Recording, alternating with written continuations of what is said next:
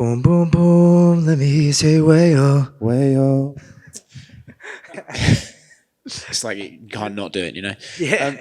You've had a few minutes now to sort of compose yourself. How are you feeling about the fight? I mean, I feel good. I feel good as far as like I fought a smart fight. You know, getting a win is always good. Can I put on way more exciting fights? Yes, but it was more important to get the win right now. Coming off a loss, my last fight. So, with that said, you know, I'm happy about it. You know, I dominated. I just didn't get to land any big shots, any fan pleasing shots, I would say. Was that something you were conscious about going into this? Like, look, you know, I want to put on exciting fights, but the victories are what matter the most. So did you know going in that, like, I'm going to take a more grappling approach and just get this victory? Not really. I just it's one of those things improvised. You know, I go in there, I feel this guy out. Once I grabbed the hold of him, took him down the first time, I was landing some good ground and pound, and I realized that I had a strength advantage. He wasn't really urgent to get back up to his feet, and I just felt like, hey, just stay active, keep it here, don't let the ref have a reason to stand you up, and just keep going. Were you kind of surprised, especially in the first round, he didn't seem to even really be looking for ways up. He seemed quite happy to just stay down there and guard. Were you surprised by that? Yeah, that was kind of what it made me feel like, let's keep doing this. You know, it was like one of those things that every time he went to open his guard, I went to pass, and he kind of was like, I'm just going to go back to guard, and I don't want to deal with the scramble. So it kind of was like more threatening to me to try to pass than to stay in guard and just land ground and pound. You got a nice little mouse on the head here. Third eye. What did he hit you with? I think that was an elbow. He came over the top. I thought I got cut open again in the same spot. You know, I was like, no, please don't. But yeah, it was just one of those like thumping shots that hit right here, and I'm just glad I didn't have to get more stitches there. Yeah. How long do you reckon you're gonna have to stay on the sidelines? Not too long. Nothing's bothering me. I like staying active. I'm always thinking like, man, maybe I'll just stay till next week in case something happens, you know, and maybe they'll give me like a short notice at 45. I won't have to cut much weight, and I'll just get back in there, get paid again. So I am that guy that's like willing to do that if it came up.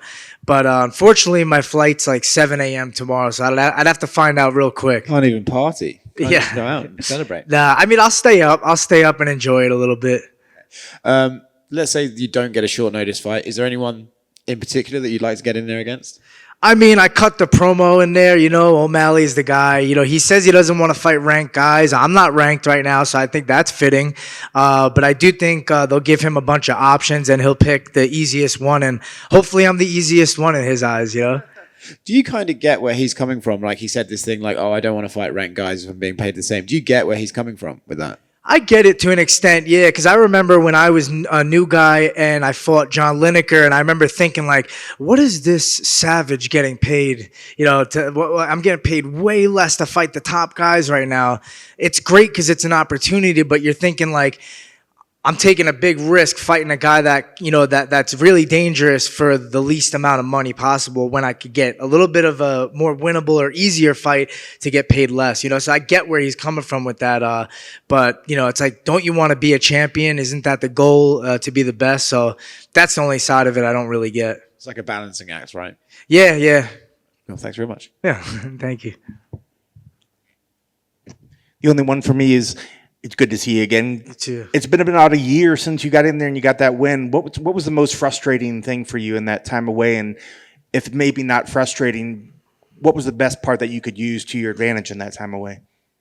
As far as like time away, Fighting, from when, I guess since the last time you got your loss. I mean, it's been a year, almost a year that you've been away. So, I mean, in that time, you know, how... No, it's been a year since I've been at bantamweight, but I fought in February.